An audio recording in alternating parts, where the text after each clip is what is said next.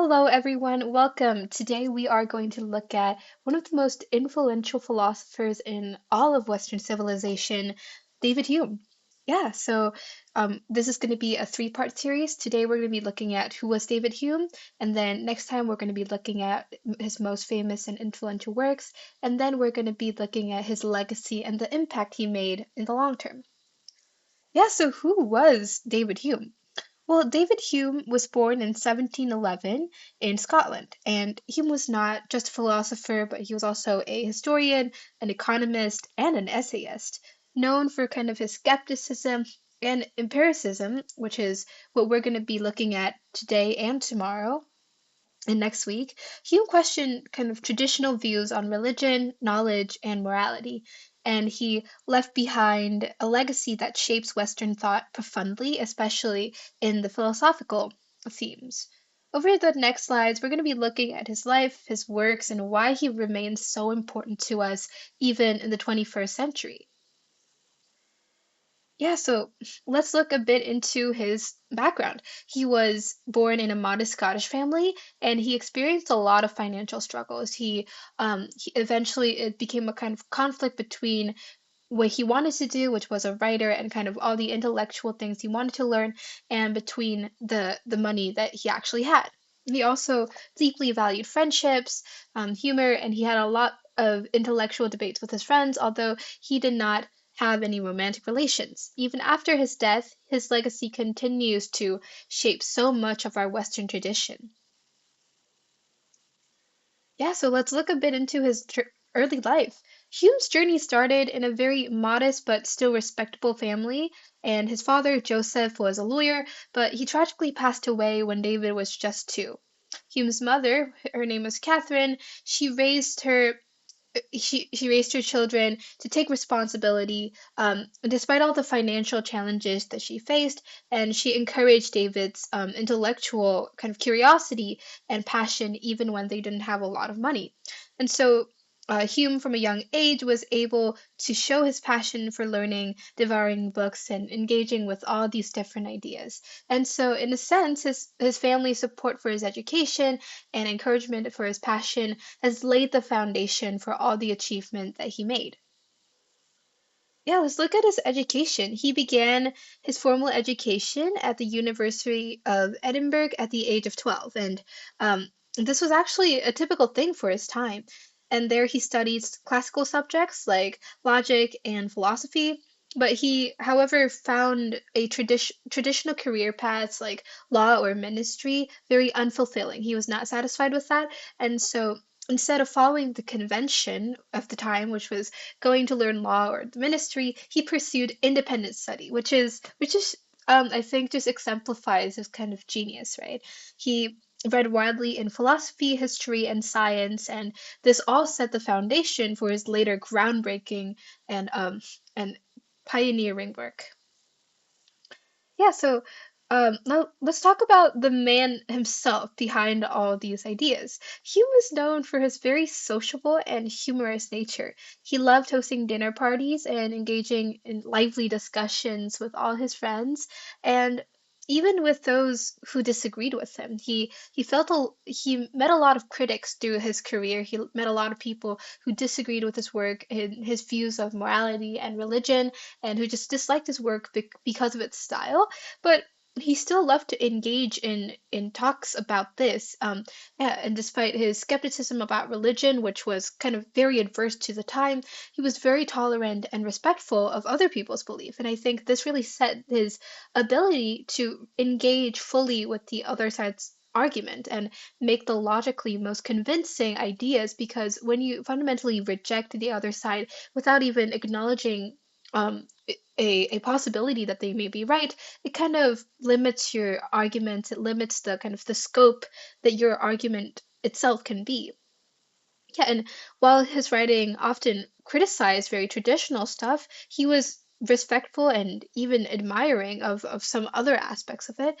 His optimism and wit, I think, really made him a popular figure in his social circles, even yeah, and it even kind of contrasted with the sometimes raw and harsh tones that he used in his philosophical critiques. And I think this is also a very interesting thing that even though in his work he was very raw, very unfiltered, because he thought that logic itself, the truth itself, cannot be cushioned.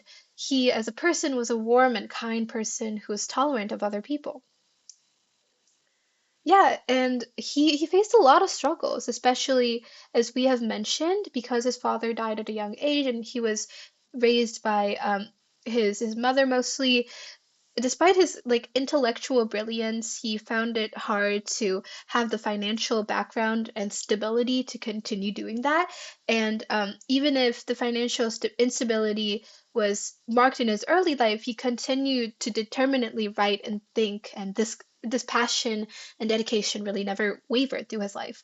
Yeah, and even as a young adult, he felt a lot of trouble finding a stable source of employment. He briefly considered law, but he just didn't have enough interest in it, and so he abandoned it. He worked as a tutor, a librarian, and a secretary even, and yeah, secretary to a diplomat. And these kind of works, these struggles kind of shaped his resilience and his commitment to all his intellectual pursuits. Because I think when you are able to work as a all these different jobs, when you're able to withstand all the financial difficulty that surrounds you, and when you are able to kind of reject kind of more money making jobs like lawyer and ministering, that kind of shows your dedication and your pure interest in the art of philosophy to literature and economics, all these things that he studied.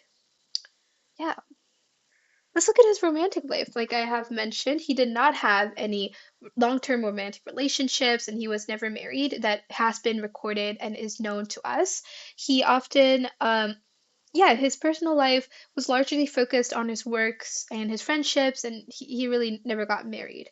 And some historians suggest that he was shy and reserved in social circles, and maybe that this was why he had difficulty finding romantic relationships, but his humor and charm made him a beloved figure in his social circles, and it's really yeah, he had a lot of friends, and he was very popular despite his lack of romantic engagements. And it seems clear that Hume valued intellectual pursuits and meaningful friendships more than personal or romantic attachments. And even that, like some philosophers that we'll look at later on, that he rejected it because he wanted to focus on his career, because he did not want to be distracted like that. And this was kind of different from the social norms. We're talking the 1700s, right? Most people got married. Most men were expected to marry once they had enough fortune. And he kind of broke this societal norm by pursuing his work and his friendships only without getting married.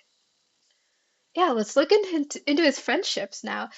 He was surrounded with a lot of brilliant minds just like him, and he maintained really close relationships with several very notable figures of the time that is renowned to us even today. One lifelong friend he had was Adam Smith. He is the modern founder of economics. He is famous for his works. Like the wealth of nations, and he these two often exchanged a lot of their ideas. And Hume and Smith, they were lifelong friends who engaged each other, and this is one of the reasons why Hume later has an impact on economics as well. We're going to be talking about this next week, but his influence with Adam Smith really played a big role. He was also friends with John Jacques Rousseau, and Hume famously clashed with him after helping him initially flee persecution from France. And yeah, their relationship famously ended in a kind of very dramatic fallout. But these kind of friendships with very intellectual, very intelligent minds fueled his philosophical debates on all these different fields, on economics, politics, and human nature itself. Yeah, and here we have a picture of Adam Smith. Yeah, and in his late 20s, Hume experienced what is called a philosophical awakening. And during this period, this period was like an intense study and reflection on human nature, on knowledge itself, and that morality and all these things. And this eventually culminated in his first major work, A Treatise of Human Nature. And we're going to be talking about this work published in 1739 next week, but it's just a very, very brilliant book that started his career and challenged and redefined philosophy as we know it currently.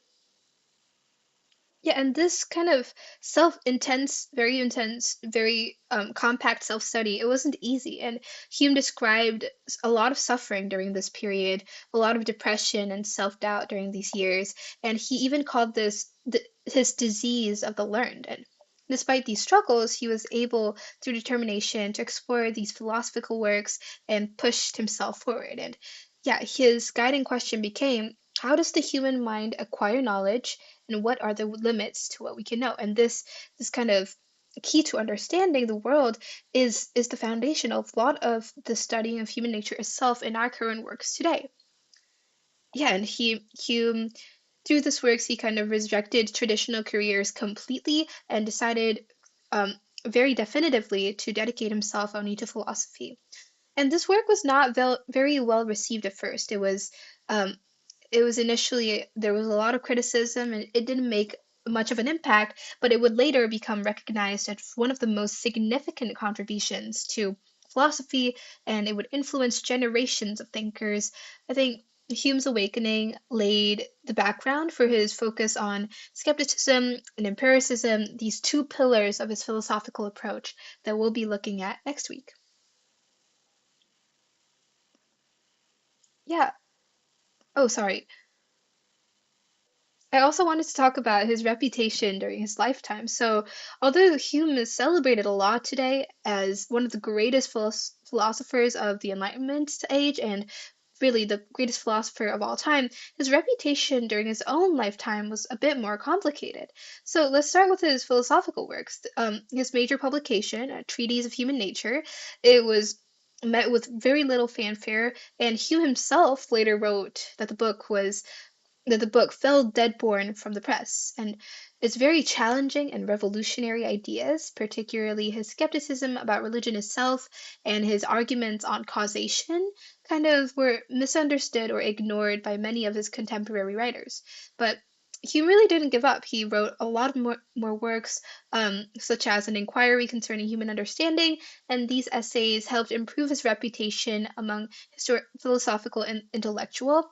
But his skepticism about religion and miracles and all this divinity that lots of people believed in at the time continued to provoke strong opposition, especially from theologians. So Hume was often accused of being an atheist and even practicing heresy, and this was a very dangerous label in 18th century Britain. But despite these controversies, he gained a great deal of recognition as a historian, and his volumes of History of England became a bestseller and kind of cemented his reputation as a leading intellectual. And so while many disregarded his philosophy at the time, they admired his ability as a historical writer. And overall, Hume's lifetime reputation kind of reflected the tension between just very groundbreaking, revolutionary philosophical ideas and more conservative religious and societal norms of the time. And while he was respected by many, his works were challenging the status quo, and this often led to a lot of criticism and misunderstandings. Yeah, so we've looked at Hume's life and how it shaped his intellectual journey and how his reputation evolved over time. And yeah, just his contribution to philosophy are so vast, and we're going to be looking at three of his most famous works um, next week: A Treatise of Human Nature, An Inquiry Concerning Human Understanding, and Dialogues Concerning Natural Religion. And each of these works tackle fundamental questions about how we think, what we know, and what we believe. And this has impacted so much on our modern understanding of sciences, even like neurological science and psychology about how human beings operate. Yeah, and we'll be taking a closer look at these works. We'll explore all the central ideas, discuss all the philosophical implications, and we'll end with some of the most thought provoking quotes. I hope you're excited for that. Yeah, thank you so much for joining me on this journey. I hope you have had fun kind of learning more about David Hume, what kind of person he was, and I hope you're more excited to learn about his philosophical works and how it impacted our works today. Thank you so much, and bye-bye.